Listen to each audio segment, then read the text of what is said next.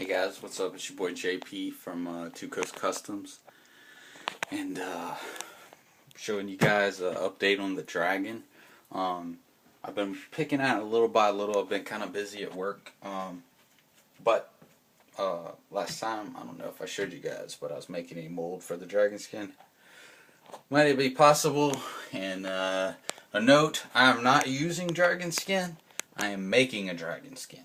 I know I use dragon skin in a lot of my molds, but I'm making dragon skin. And this process I'm actually doing right now.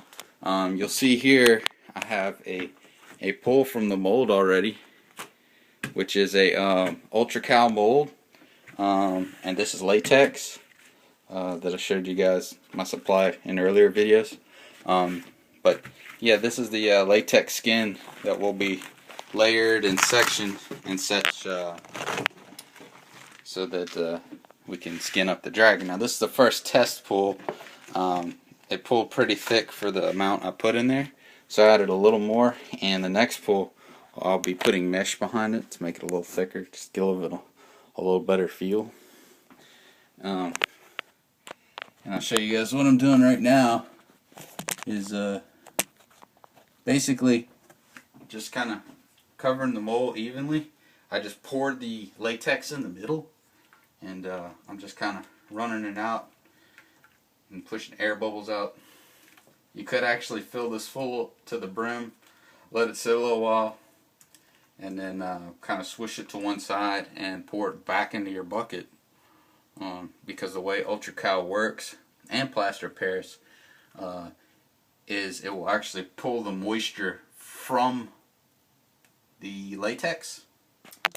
And once it pulls the moisture from the latex, it adheres it to the concrete, which is basically what this mold is concrete. And it will continue to pull the moisture till there's no moisture left, and you're just left with your thick latex product. And the advantage to that is that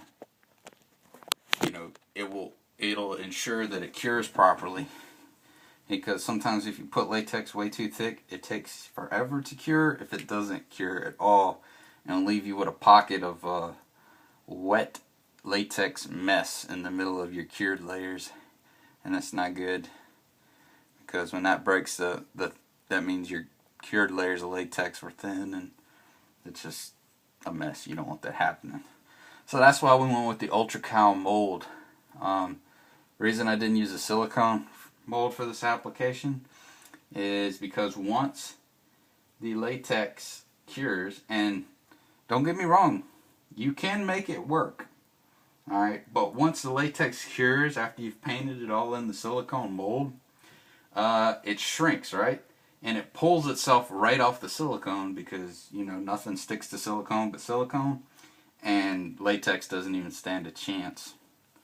I have got that to work before, and I'll tell you how I did that. Was I actually took some wood glue, which I got an idea to do that off actually an Indie Mogul video, and but you take the wood glue and you paint a layer of the latex in, and as soon as it gets dry to the touch, you just put a thin layer now. As soon as it gets dry to the touch, you put a couple more thin layers, and then what you do is you take some watered down wood glue, just a little bit watered down, and paint it all in there. And I dried mine with the heat gun real fast, and then layered up a couple layers of the wood glue. What the wood glue does is actually gets just rigid enough that the latex will hold its shape and shrink around the shape. Now, it'll still pull off of the actual mold a little bit, but if you have a mold you can only do resin castings out of, you can now pull a latex casting out of, which is great. And if you've guys seen my Predator costume, that's how that was accomplished. The Predator mold is not a big old heavy Ultra Cal head mold, it's a silicone head mold. So you can do just like your other plaster molds, and with that wood glue technique you can go back and fill it with your flex foam, and that's what I did for the Predator head. It actually worked out really good. So basically, I'm sitting here spreading this latex into the mold. Um, I mean, by now it's perfectly seated into the mold, and I'm seeing little air bubbles. That's letting me know that it's sticking very well on the back side. So what I'm doing now is I'm just kind of dragging my brush even in the coat, so I don't have one area that's really heavy and one area that's not. And this will be the first piece that will actually be put on the dragon. This one is going to be substantially thicker than the last one. And what I want on the dragon is a realistic feel. So I'm taking a little more steps than just creating it out of foam and whatnot.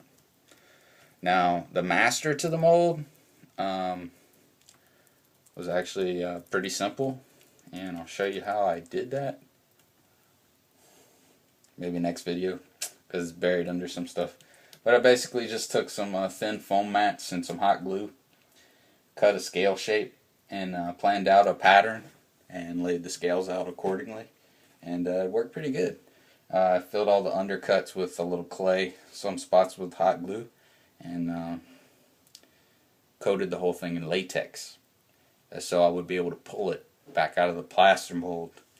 Because if you put the foam in there, you can pull it out, but it's rough. And this is the first time I've actually used Ultra Cal 30, so I didn't know of how hard the actual mold surface is, and it's actually very hard.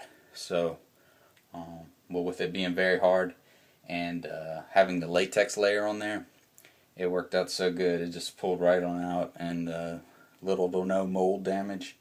And the first pull came out pretty good. So, yep, that's the mold there.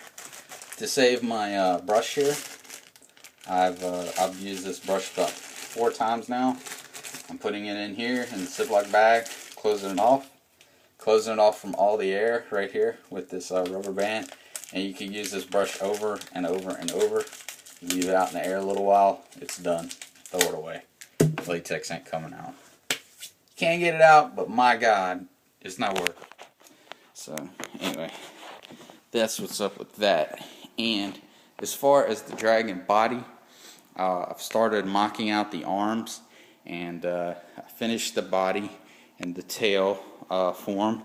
I'll be able to start more on the stomach once I finish the legs. And with the legs, I've got my template, and this actually goes on the other side, but it will be attached to the side of that, and it will be the beginning of the next leg, which will fit. Let's see if I can stand this up.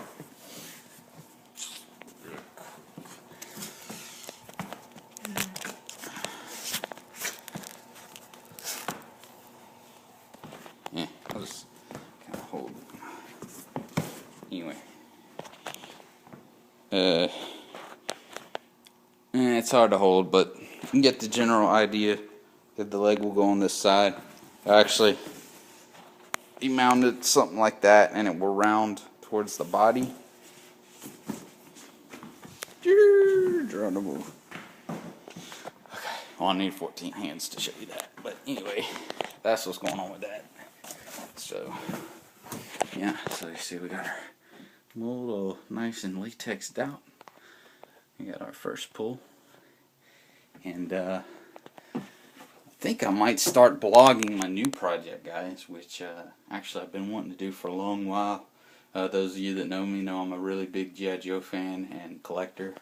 But I was able to score something I've been wanting to get for a long time, but couldn't find a good price on it. Yeah, the Cobra Terrordrome. Pardon the foam mess. But yeah, I actually took it apart. It's all cleaned, ready to be painted. I'm going to be doing a custom paint job on it. This thing is huge and should make a really cool display for my G.I. Joes. I've got all the parts taken off individually, cleaned, and put holes in different panels to be lit up by different LEDs that I ordered off Amazon. So, yeah. That's a cool little project. So that's something I've been wanting to do. So some of you model makers might get into that.